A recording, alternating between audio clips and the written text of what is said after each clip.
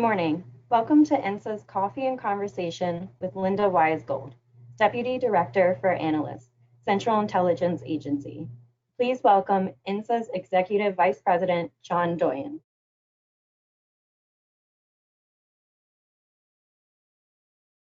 Good morning, and welcome to our program today. This morning, we are pleased to host one of our community's top leaders. Before we begin, a couple of housekeeping notes. First, if you have questions, and we hope you do, please submit them through the questions box on the right side of your screen.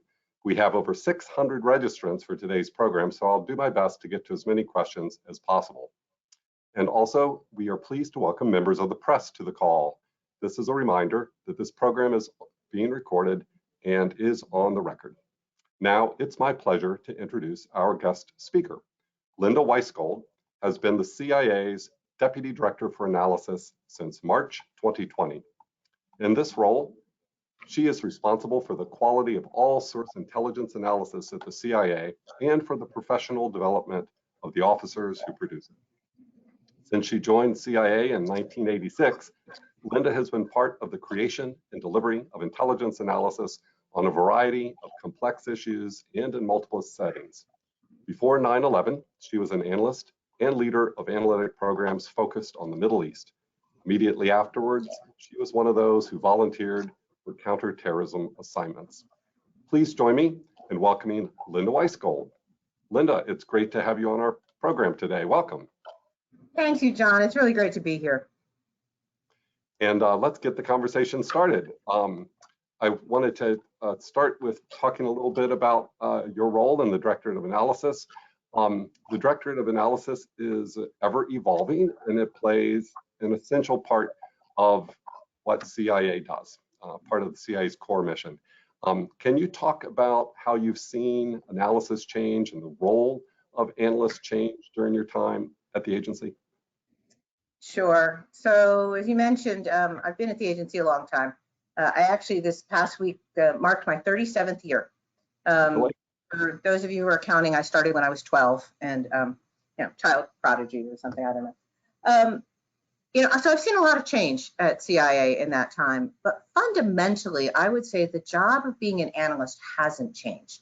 At the heart of our mission is trying to deliver objective assessments about the world to some of the busiest people in the world, and doing that in a way that they can easily absorb information. So what I would say has changed, though, are the tools and the techniques that we use. That, as you can imagine, has absolutely evolved over time. I was telling someone the other day that nothing makes you feel older than seeing in the museum at the agency one of the very first computers that you worked on. I was very proud at the time, too. I had one of the very first standalone IBM computers and came up with one of the very first databases that we were working on, trying to understand how many parliamentarians were actually still alive in Lebanon during the Civil War. So could they actually have a quorum? It was just something very little, but we did. It was our foray into how to manage data using computers. Now we have whole teams of data scientists and folks who are really helping us to swim in the data without drowning, and trying to develop insights out of that. I would say in the time I've been there, the collaboration that has really increased, both amongst analysts and across the agency. That's something that was not as prevalent when I first started. Now, we work so closely with operation officers that, we're sitting right next to them. And it's interesting. It was just before I started at the agency that there were actually still walls that separated the analysts and the operations officers from everybody else. And until fairly recently, I actually thought it was the operations officers who put up the walls. And I was listening to a podcast of Bob Gates, and who had held my job and then, of course, went on to much greater things, including Secretary of Defense and others. But he was the one who said that it was actually the Directorate of then Intelligence, now Analysis, that put up the walls because we had more clearances than the other side of the house did, in particular about things having to do with imagery. And so that was why those were put up. You learn something new every day. Last thing I would just say is that we're much more integrated now as well. Since 2016, the CIA has moved to a construct of mission centers, where again, it's not just the director of analysis and director of operation, but the director of science and technology, our director of digital innovation. We are all coming together in a much more cohesive fashion to try and address everything from China to technology. That doesn't mean we try and do each other's jobs. What it does mean, though, is that we support each other, chiefly by exchanging information and ideas. So the goal, and I think it's worked, is that in my 37 years, I think we've actually improved our analysis and our operations without undermining either the objectivity of the analysis or the security of the operations. Okay, well, there's lots to talk about there. Let me go to this piece first about collaboration, because I know you have the internal collaboration with other directorates across CIA. Can you say some more about how analysts at CIA collaborate externally with other elements of the intelligence community to really develop the best intelligence for the customer and the policymaker? Absolutely. So, probably one of the best examples of that is the production of the President's Daily Brief every day. So while that is now a D&I product, CIA and the Director of Analysis still produces the majority of the PDB every day. We do so, though, in a very collaborative environment. So when someone writes a piece, and to me, fundamentally, analysis is the creation of new insight. Mm-hmm. And so when an analyst has an idea, and wants to write a piece, and the best pieces really do bubble from the bottom up. Someone surfaced an idea. First, there's a collaboration internally in our building. How a piece goes from being one person's idea to being a corporate product, and that is collaborating across all of our various disciplines. So if you're an economist and you're working, you're making sure you're collaborating with political analysts, military analysts, the leadership analysts. The folks, if you're working on something, maybe you're regional and you want to talk to the folks who do weapons, and so you're collaborating there. Then outside, we send it out then for coordination with the rest of the intelligence community. And the idea there is not to dilute the product, but to my mind, it's really testing ideas. It's making sure that folks haven't forgotten something, or is there some other way to look at this? And then so that kind of collaboration strengthens, I think, our arguments. We don't always just agree, and that's fine. No one is trying to make this down, kind of least common denominator analysis. But what we do need to do, and I think it's really important kind of maybe to go back just for a second and talk about what is, to me, the difference about being an analyst than, say, a pundit on TV. And the real difference is that we have to be able to explain why we think what we think. It's really hard, right? And so when you're collaborating with people and you're talking about why do you think what you think, if you're all seeing the same information, but yet reaching different conclusions, you have to be able to really dissect why. Is it that, one organization or officer is putting greater emphasis on a human report, and another is putting greater emphasis on perhaps some signals intelligence, or someone's thinking more about, well, here's past precedent, and what does that mean? And so to be able to really understand what your analysis is grounded in, to me, is the basis for that collaboration, because then you can really have really fruitful discussions about what's going on. So again, that collaboration is not meant to try and come up with just one answer. It's to really help us understand why we all think what we think, and to surface that for the policymaker and our customers so that they have greater transparency into what the intelligence community is thinking. Right. Hey, you mentioned the PDB, and I did have a question here about related to that. So I know that you yourself were a former PDB briefer. And so I wanted to ask, how important is it to understand, the personality and style of the leader that you're briefing? How does that change from, say, one policymaker to the next? And how does that all affect your ability to brief and as you said, really give that analytic reasoning and what's behind it? That's a great question. So as you mentioned, I had the privilege of being President Bush's briefer for a little over 2 years. And it was one of the hardest jobs I ever had, and it was also one of the most rewarding jobs I ever had. Now, if you think of intelligence analysis as a public service, which I think many of us do, you're right. But I think you're also right if you think of it as a customer service. And I say that because we do tailor our presentations, our analysis to a very small subset of people, President being, of course, the most important of that. So we pride ourselves in being very responsive to questions and requests that we get for our analysis, but also on trying to anticipate those questions. And so that to me is one of the best important jobs of a briefer, is you are trying to understand what it is that your customer is thinking about, what they're dealing with in the moment, trying to anticipate the kinds of questions they're going to have, what they're still struggling with.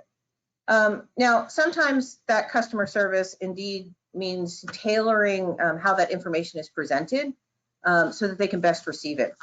Some people are visual learners, some people are auditory learners, some people process information through questions, and briefers need to be able to adapt to all of that. President Bush, I would say, was both an auditory learner and a visual learner. Don't get me wrong, he was a reader. He would read the PDB every day, but at the same time, he wanted to talk about it with his briefer and with his key cabinet officials, national security officials. But one little story I'll tell is, as a visual learner, I realized he was much more visual than I was very early on in my tenure. So being a briefer is like cramming for finals every morning. So I would get up at 12:01 so that I could say I had gotten up Tuesday morning. It just was easier on my brain. And then I would come into work by about 1 in the morning. And then when President Bush was here in town, we briefed him 6 days a week, wherever he was. When he was here in town, the briefing would be at 8. So you'd have about 7 hours where you were just really trying to cram in that information. You're never going to be the expert, but to anticipate those first lines of questions, making sure you're doing justice to the piece of what the real experts wanted to get across. So I remember one night I was studying a simple pie chart, something that you would think you wouldn't have to study, but I was really trying to get what is the message we're trying to get out of this pie chart? Why did we, every time you think about putting something in front of the President of the United States, you're thinking, why does he need to know this? So I had this pie chart and I'm really trying to figure out what's the real importance of it. And I go into the president after having done that, and I put it in front of him, and within, no lie, 15 seconds, he looks at me and he goes, why doesn't it add up to 100? Now, I had studied that thing for an hour and had not seen, but for, visually, and he just got it like that. And it might have been because I think, his MBA training, that he was used to looking at graphs and other things. By the way, you can bet after that, every night that there was some graphic, I was there with a calculator. Trying, because there's nothing worse than having to say, because it's wrong, sir. Yeah. So I would just say you do have to tailor what you do. You have to be mindful of the fact that your customer remembers what you said. Again, President Bush has a fantastic memory. He would, I'd come in with something about troop numbers during the Iraq War or whatever, and he'd be like, that's not what you said 3 months ago. Yeah. Yeah. And so you really do have to be on your toes all the time. So you talked a little bit about being responsive to the customer, but also maintaining that analytic objectivity. So I was curious, as your goal is always to, remain objective and have that analytic objectivity. It's a key part of being an analyst.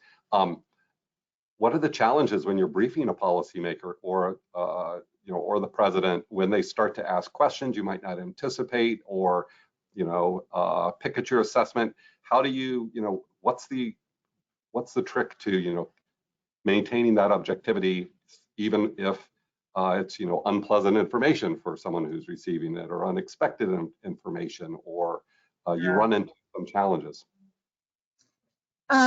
You're absolutely right. So, analytic objectivity, I would say, is at the core of CIA's analytic DNA. It's partly why President Truman created CIA 75 years ago, was to ensure that there was, an organization that was going to tell it to him like it was. So, we don't make foreign policy at CIA. We don't conduct operations in our director of analysis. We inform those who do. And so it's really important for us to always remember that we're analysts, not advocates. That doesn't mean that you don't have your personal opinion, right? Everyone has biases, everyone has opinions, but you have to set those aside and know where they are. So what for some people might seem that being a limitation, I actually think it's a strength. As analysts, much of our credibility and our influence comes from that objectivity, from a policymaker knowing that they can ask us questions and we're going to tell them things that they might not want to hear. Now, look, it's not always pleasant when you're the one, and I've been at that kind of pointy end of the spear many times, when you go in and you have to tell a policymaker that either something they're doing, some policy they have, isn't achieving the results they wanted, or yes, I know we told you this 6 months ago, but here's how things have changed. And, and so again, I think it really, first and foremost, it's about having the integrity to make sure we defend our analytic judgments. And again, being ready to explain how we reach them, not taking it personally when someone questions our analysis is really important. And as I said, being able to go back and reconstruct. So I said that, I often talk about analytic tradecraft about being able to explain why you think what you think. I left off a clause I usually say, which is also, and 5 years later, when there's some investigation of some sort, being able to say why you thought what you thought. Right? Our credibility is really something we have to be aware of. We have to be conscious that every analytic product that we send out can either enhance or hurt our analytic, our credibility. And then you have to have courage. There is analytic courage involved in this. Like, look, it's not the same as being shot at. It's not that kind of, but to be able to stand up for what you think, to be able to tell people that even when they don't want to hear it, to not take it personally when they get upset at what you're saying. I think that's all really important. I guess the last thing I would say is to also have some humility in all of this. So to me, part of being one of the key values about being a good analyst is you always have to be thinking, how might I have gotten this wrong? And so that when you do tell a policymaker something that they don't want to hear, you can also say, look, here's all the reasons why, how I've pressure tested this. Here's why I know what you're thinking. And I've already kind of tried to take that into account. And you have that conversation. You also have to develop some trust. And that, again, going back to being the briefer, I think that's really important. There's kind of, you build up some trust for the day when you're going to tell them something that they don't want to hear. And getting back to the objectivity piece, I wanted to touch on something related to that, which is bias. And so being open to new ideas and information is always important to an analyst. It's part of what a good analyst should be doing. But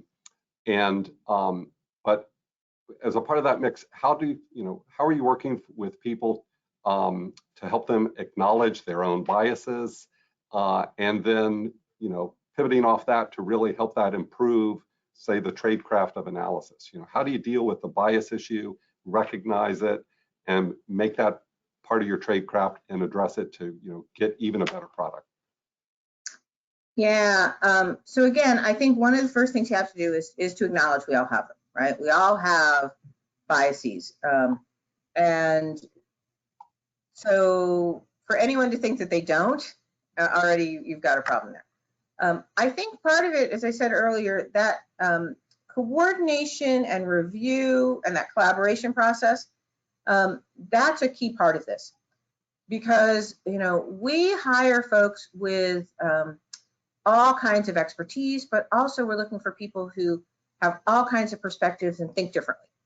And to be able to have those honest conversations where we can challenge each other is part of this. And so, again, coming in and really putting out there a question, sending it out, and being open to what others might think. They might raise a good point. You need to think about that.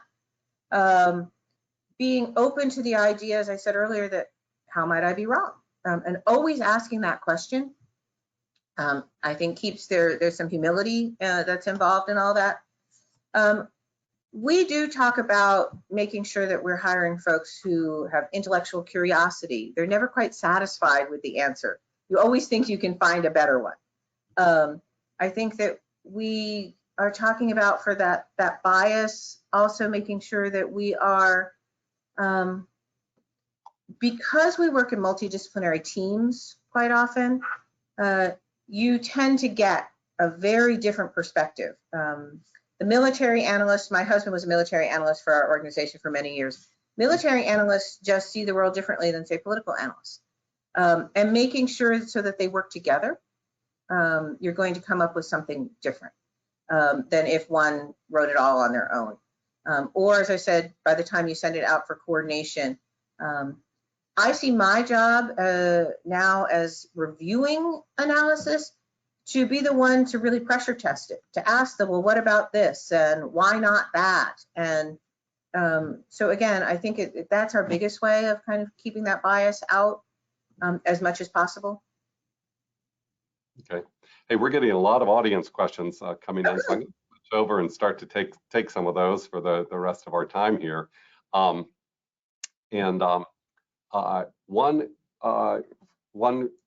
person, Francois Jimenez, writes in and says, he says he doesn't think analysts would stay with their accounts as much as they used to, and he sees that's a trend that might likely continue with younger generations and evolving work patterns and environments.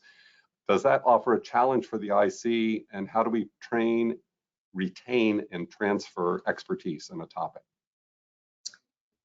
So first of all, I would say that I am not alone in having stayed decades at CIA.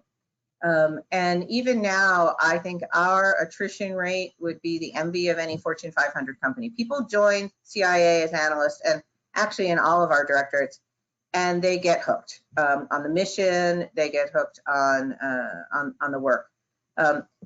I do think you're right, though, that there is some change going on about the way people might think about how long they want to stay on accounts or work on issues.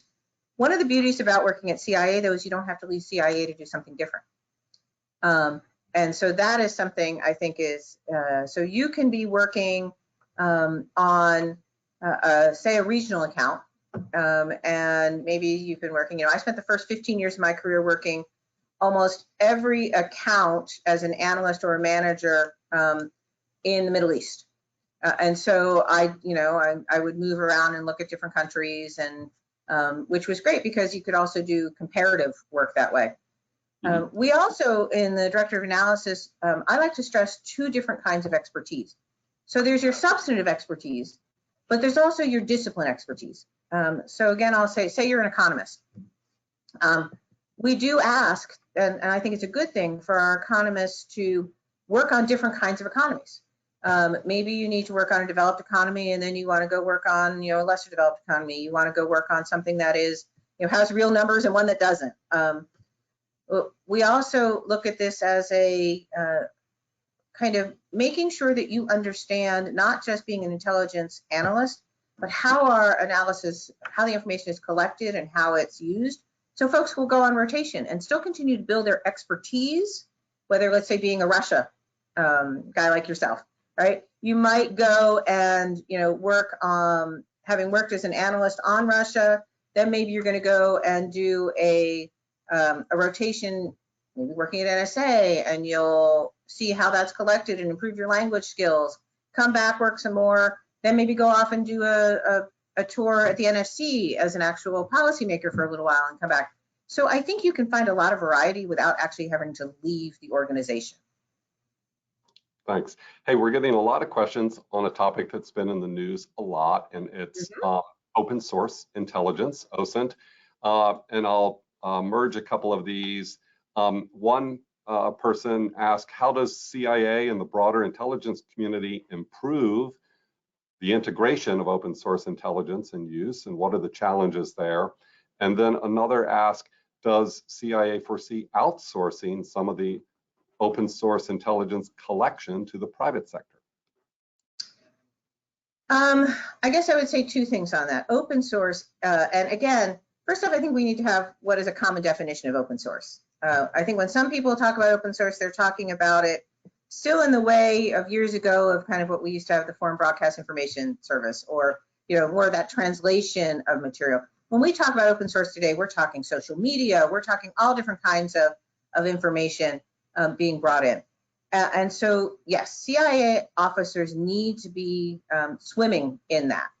I think I may have a bit of a different viewpoint than some when it comes to this idea of outsourcing it, because I come back to what I said at the beginning about what I think analytic tradecraft is. I believe our officers need to be able to explain to the president why we think what we think. And unless a private organization is going to be willing to open up to us kind of about their proprietary algorithms, I'm not thinking that a president is going to be satisfied with me saying to them, well, because name your private company's black box told us so. I don't really know what it's based on. And so I do worry a bit about that idea of how are we going to be able to really understand what we, why we think what we think. And I took a lot of that from that viewpoint from some work that's been done in the past by Kathy O'Neill on, kind of weapons of mass destruction, other kinds of things, about that idea of unless you understand the algorithm, you don't really understand how you reach an answer. I do think so getting back to kind of the first part of that question, what we're looking to do is to make sure that CIA analysts really live up to our all source moniker, and that our officers are able to have the tools to be able to themselves, I call it wallowing in the data, so that they can find that insight in the open source. I think the private sector open source material could be a starting point for us. I don't think it's an ending point. Okay. Hey, on the topic of algorithms, always a favorite topic to cover. We have a question in here as well about ChatGPT. It says, do you envision recent AI products such as ChatGPT? Do you see them having an impact on CIA and the IC? That's really funny. I should ask. I was just having a conversation with some of our folks the other day about this.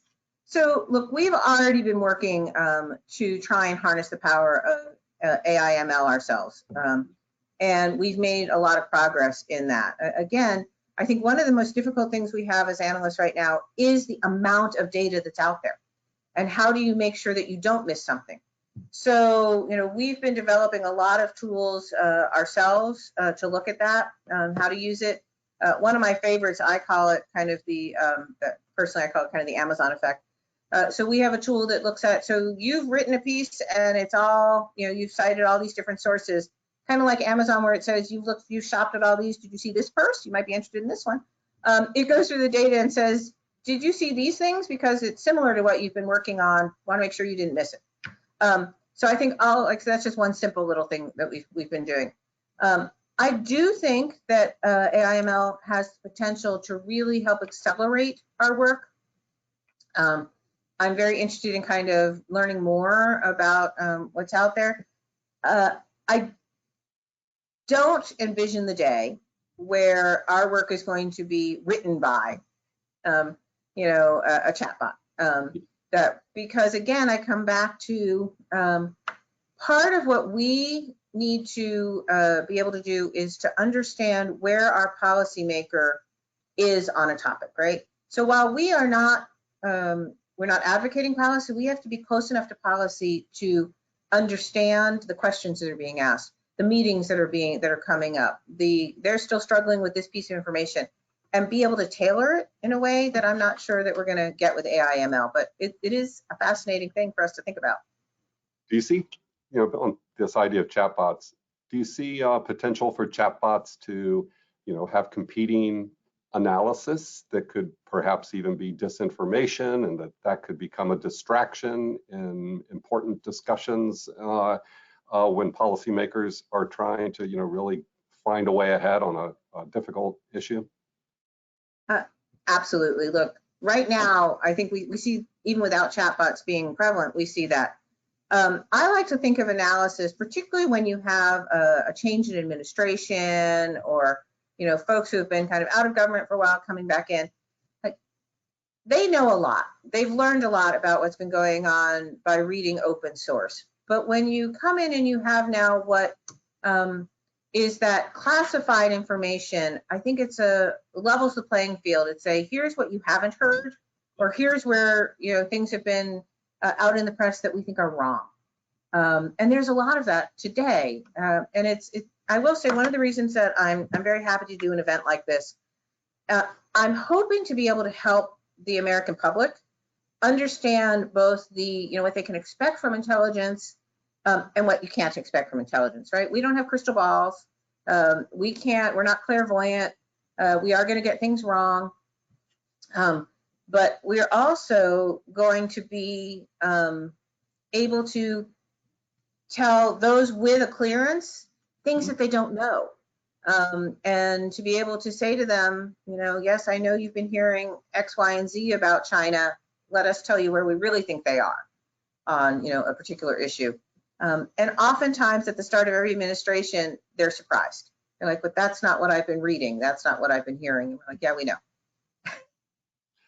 We actually have a couple of questions here kind of related to, let's say, public perceptions. You mentioned helping the American public understand things. One question is it possible for a person to work in the intelligence career while remaining faithful to values of integrity, honesty, and truthfulness?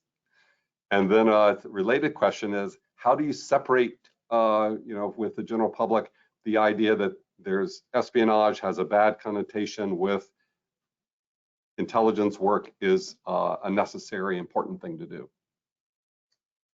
Okay, I'm going to take the first one first, because my inside voice just wants to say yes. Yeah, yes, you absolutely can maintain your values of working in the intelligence community. As a matter of fact, we hire people, in addition to that tradecraft I talked about, we place a great deal of emphasis on value. Mm-hmm. I mentioned humility before, I mentioned teamwork before, integrity, analytic courage. All of those things are something that we talk a lot about. And so, yes, you can maintain your integrity.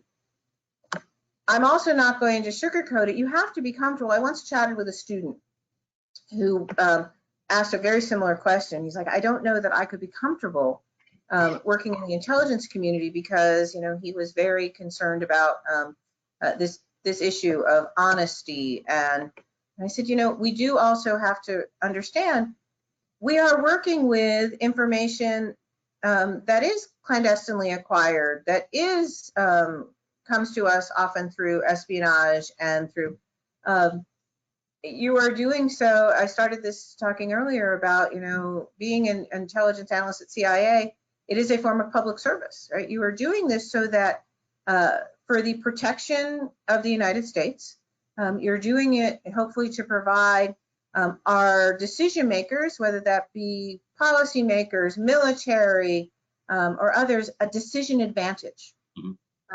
If you're not comfortable with that, then it may not be the right place for you, and that's fine.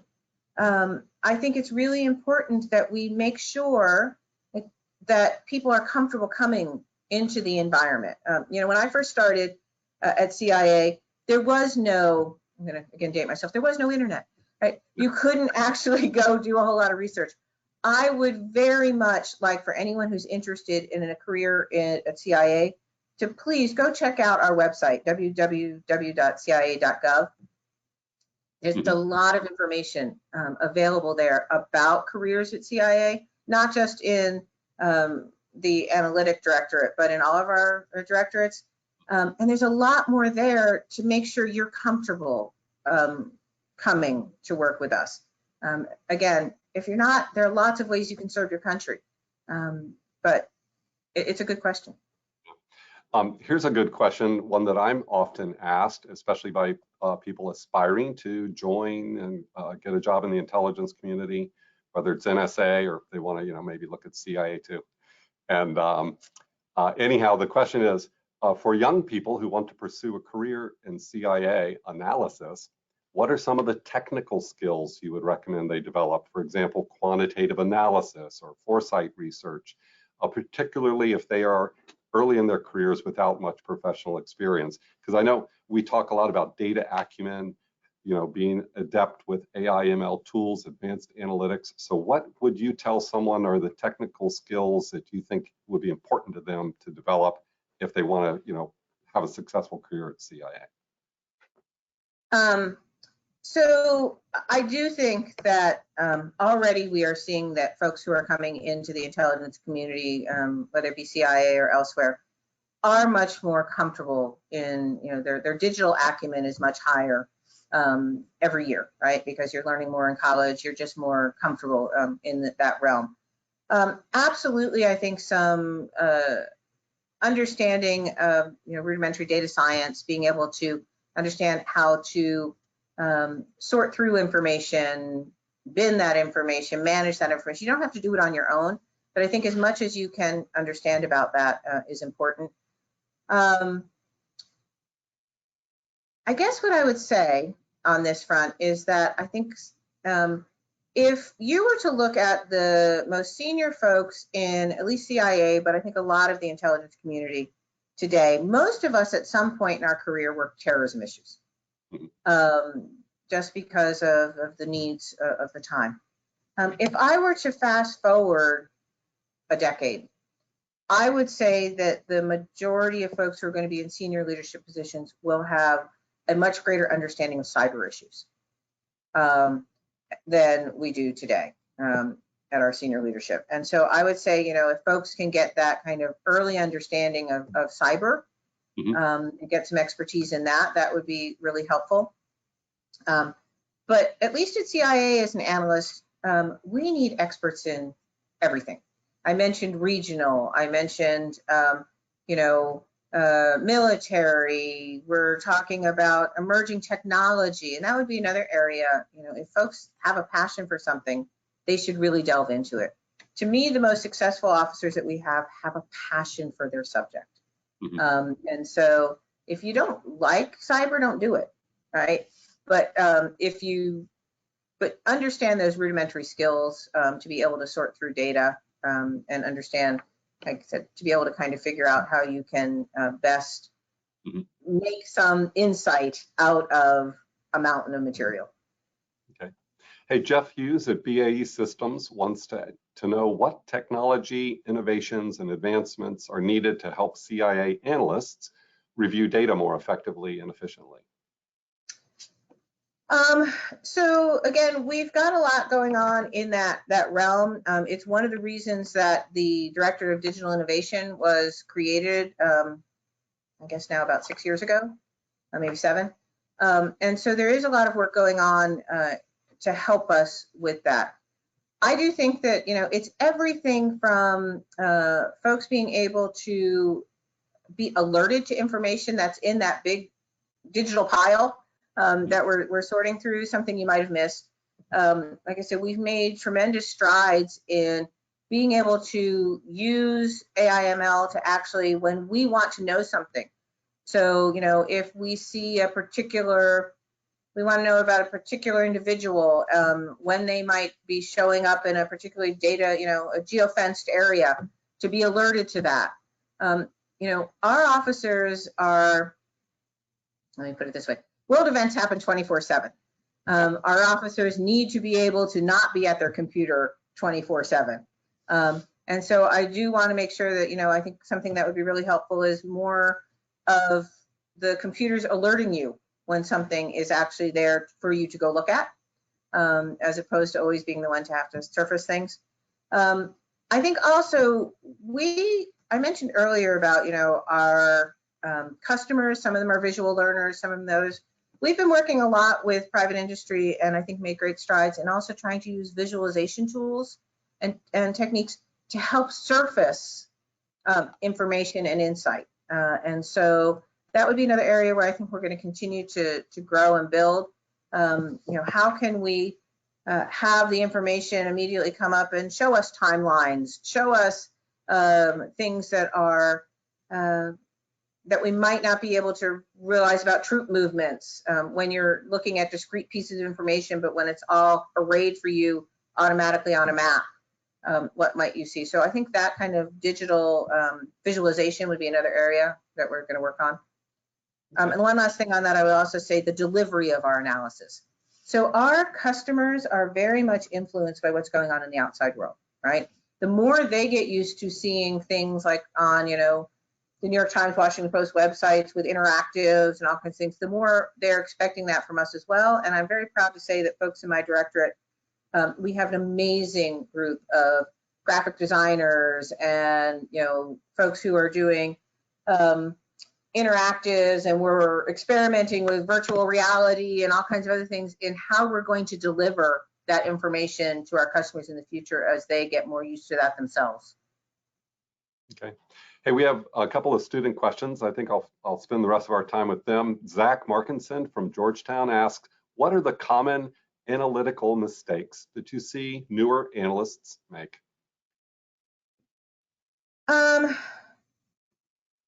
So I often tell our newer analysts when I meet with them that it's really helpful. We're all going to make mistakes, right? The only way for us not to make a mistake is not to make a call. And you're not going to be helpful to anyone if you don't make analytic calls. So I'm okay with the fact that occasionally we're going to be wrong. If all the tradecraft going behind it was correct. I think, though, what I tell them is when you're first starting out, you should go back and look at your work, say, every 6 months. And I will guarantee you that you will have left the building one day having written a piece and, it's going to be before the president the next day or other senior policymakers. And you're thinking, I'm getting the hang of this. And if you go back 6 months later, you're going to look at it and go, that seems naive. And you're going to, if you can really look at it and say, why? Was it that I put too much emphasis on one particular source? Did I do too much? I think one of the biggest mistakes is mirror imaging. You look at it and you say, well, we wouldn't do it that way here in the United States. Why would country X actually, they're not going to build their weapon that way. It's unsafe. And, for us to be able to say, just because they're not doing it the way we would do it doesn't mean that it wouldn't work the way they're doing it. So I think mirror imaging is one of the things. And then the other probably would be that kind of past precedent. Well, it's always happened this way. Well, that's true until it doesn't. So I think those are probably the two biggest common mistakes. Okay. And we have time for one more question, and it's from Haley Furton. And Haley asks, if you had the opportunity to go back and give yourself a piece of advice when you were a brand new intelligence analyst, what would you tell your young analytic self? What would you say? Okay, first off, I would say if someone had told me when I first started that I would have had all of the opportunities that I did at CIA or have had at CIA, I would have laughed. Right? It has been a truly amazing and gratifying career. I have been able to travel, to brief the most senior people, both in our government and governments abroad, to be able to do just all kinds of things and met some of the most amazing people who work for us. So I guess, though, the piece of advice I would have given myself is first, appreciate it as it's happening, but also be open to opportunities as they come your way. I know there are people out there that are planners. I don't happen to be necessarily the most, but I know a lot of probably people in our audience are. Be open to the idea that just because it's not on your 5-year plan doesn't mean that it's not something that would be worthwhile doing. I think you actually you learn the most, get from positions you never thought you would be doing. So if someone comes to you with an opportunity and says, hey, I'd like you to think about, working on this task force or going off and doing, taking this position, be open to the idea. So I think that would be because opportunities are going to come your way that you would never have thought about. Well, great. Well, that's a great way to wrap up our discussion this morning. Thank you so much, Linda, for your thoughts. And it's been a really informative discussion. And I want to thank as well everybody that joined us today online. Thanks for taking time to join us. When the webinar ends, there will be a short survey that pops up. We ask you to please take a few moments to complete it and let us know how we did. Looking ahead, next month on February the 14th, we will host another virtual conversation, this time with Defense Counterintelligence and Security Agency Director Bill Lietzau. And DCSA will be celebrating its 50th anniversary next month. And I'm sure Director Lietzau will want to discuss the importance of that milestone, as well as updating everyone on the Trusted Workforce 2.0, which is all about, having our cleared workforce the best it can be. Also on Thursday, February the 16th, we'll return to an in-person event with our program called the Achievement Awards Ceremony, and that'll be at the Army-Navy Country Club in Arlington, Virginia.